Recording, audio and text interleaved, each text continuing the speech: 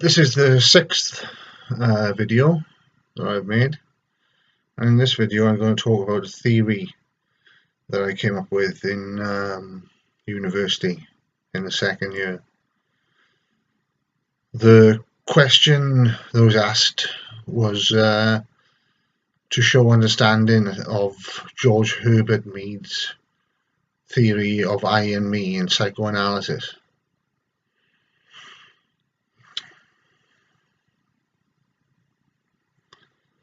It was something along those lines anyway, but it was involving the I and me theory of George Herbert Mead. So I remember that I started studying by reading the book that held George Herbert Mead's I and me theory, and what it basically was that the I is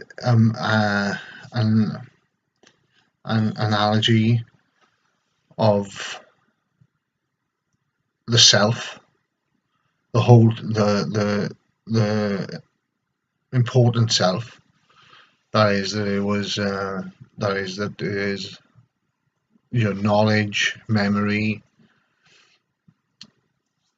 and functioning of the brain and mind, or the mind, sorry.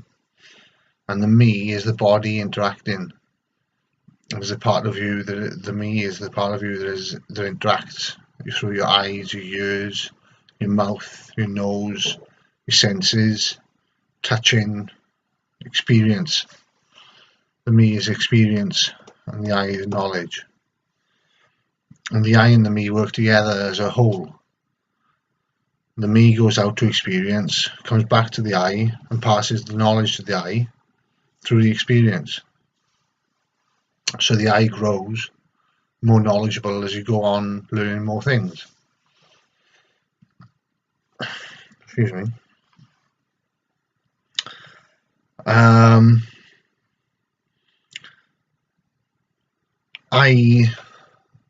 thought that this might work with biochemistry, because I knew a little bit of biochemistry. I've forgotten it now, but I wrote with regards to physics, and that it works with physics, with the neutrons, the electrons,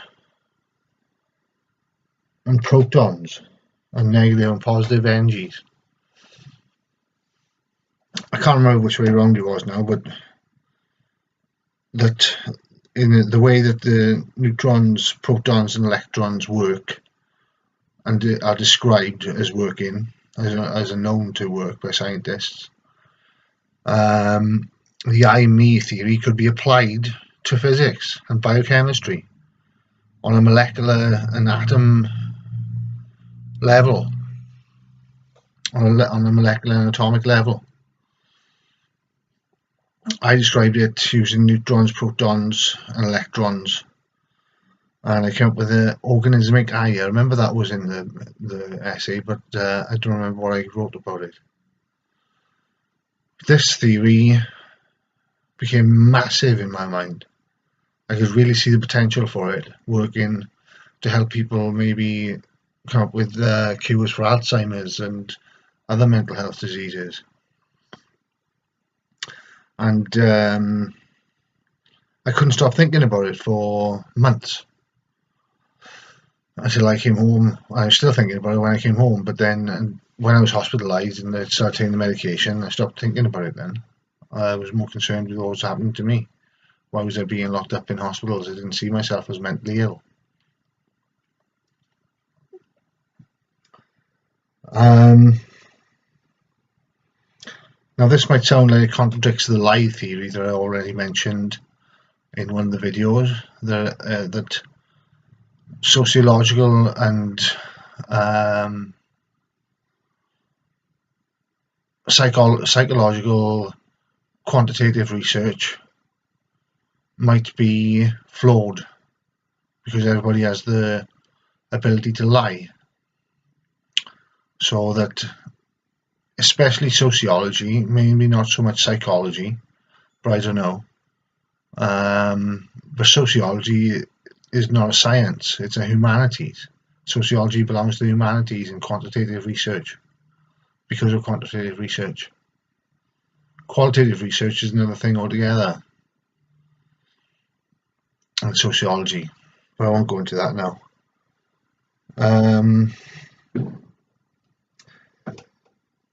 So in the case of the lie theory working in sociology, it's kind of like humanities oversees the sciences, because everybody's got the ability to lie, so we can't be quantitative research cannot be trusted.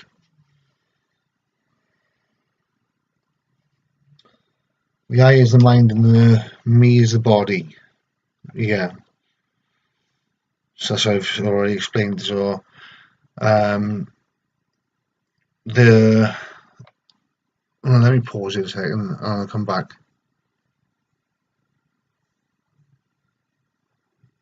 Oh, I can't pause it. Right. I don't know either. Right.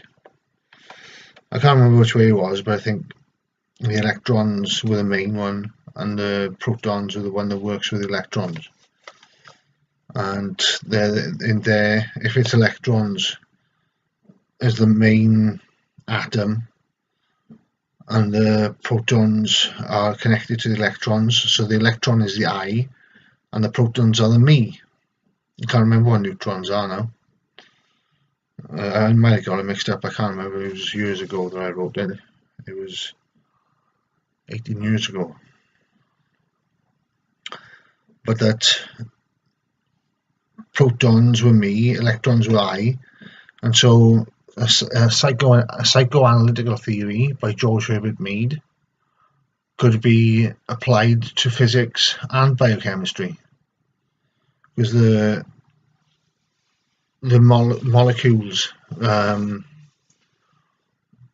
think that's the name for them. I can't remember the old terminologies now, sorry. But on a lower base level with biochemistry, the body working at the smallest level works in much the same way as the I and me were described as working by George Herbert Mead. So what you got to then appreciate in understanding this, and everybody's similar in this respect on an atomic and molecular level, is that everybody or everything, because this was at atomic level and molecular level, or atomic level anyway, you can apply to inanimate objects like rocks and trees and flowers and plants and animals.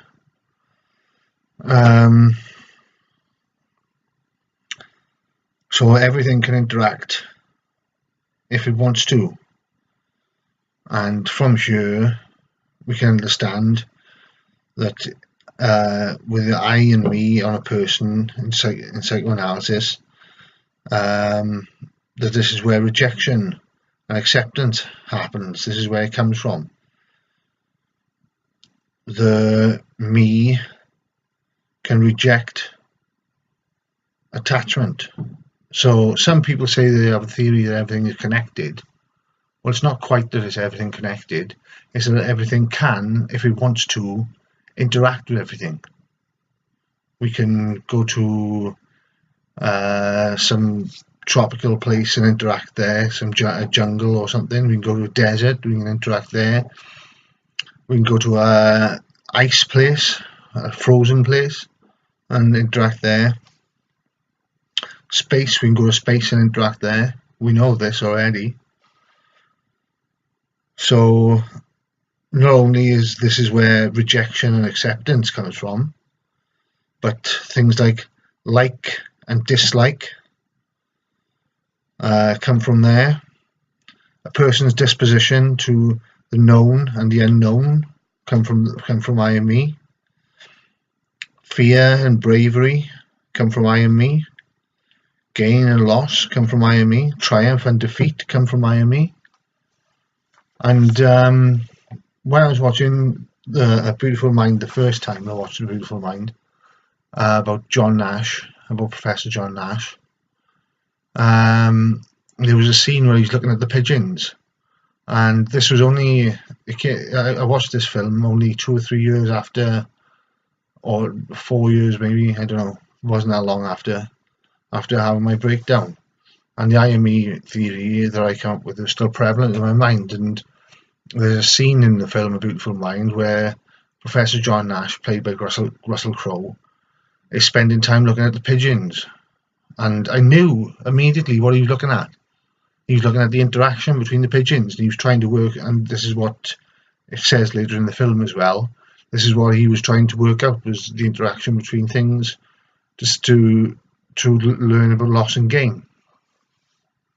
Well, this I-Me theory, applied to biochemistry and physics, might also be applicable to economics, to John Nash's theory, to Professor John Nash's theories of game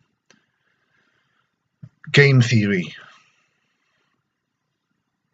This sounds really big, and this is where it took off in my mind. It was just the potential for that theory, and I haven't got the essays anymore because I became so paranoid about having the essays that I burnt them. I thought they were after me about this theory. I burnt the essays. I had 2 copies or 3 copies of the essay, and I burnt it, so I don't have it anymore. I don't think I've even got the book that holds the IME theory that I did have. I think I threw that out because I was so paranoid that they were after me about this IME theory, which now I might get paranoid about because I've told everybody. Oh.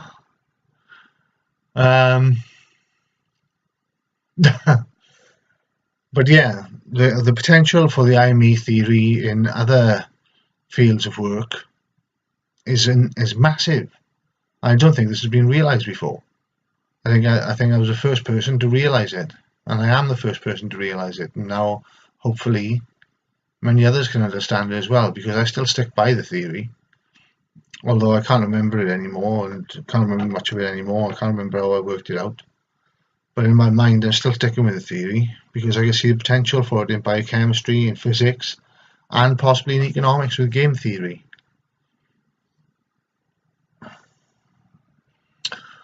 Yeah, so that was one big theory that blew my mind and took me off the planet with my delusions. Although I don't know, well, they were delusions of paranoia, people following me and that. But and that I was here to do something, and maybe sharing this video, I've done it.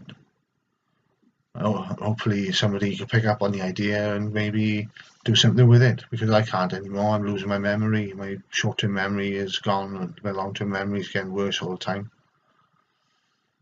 I don't think I could write an essay if I tried. I can't write a poem. I've tried writing poetry, but I can't write it anymore.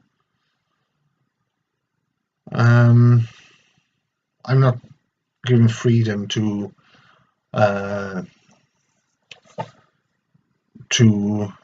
my authority over this theory. It's come from me. But if you want to talk about it, then email me. Let me see the email there.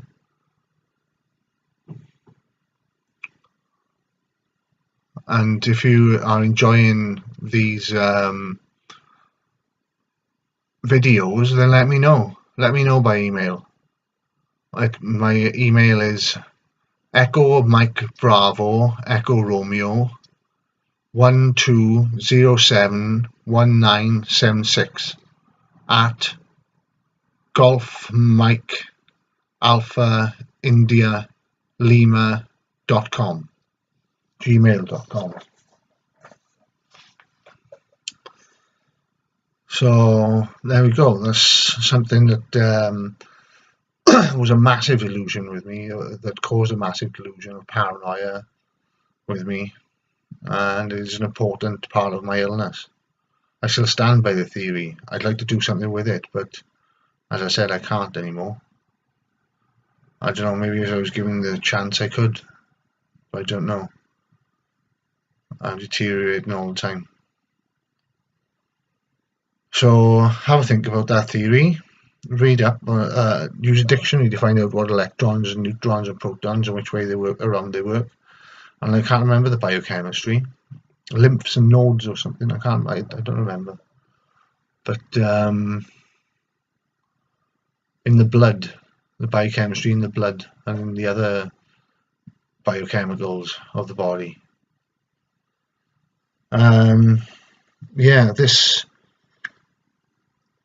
I might come back to it again because I want to talk about magic at some point.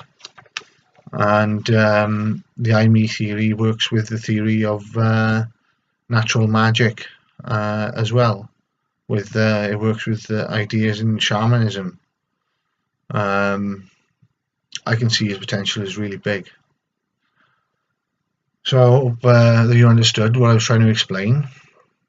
It wasn't the best explanation I could give, but I'm very sorry. It's been a while now that I've thought about it. I'm going to be sharing other theories or other ideas that I had for essays and dissertations on another video. But thank you for listening, and I hope you understand. And please get in contact with me if you want to talk more about the I-Me theory or any of the other things that I've mentioned in these videos. Thank you.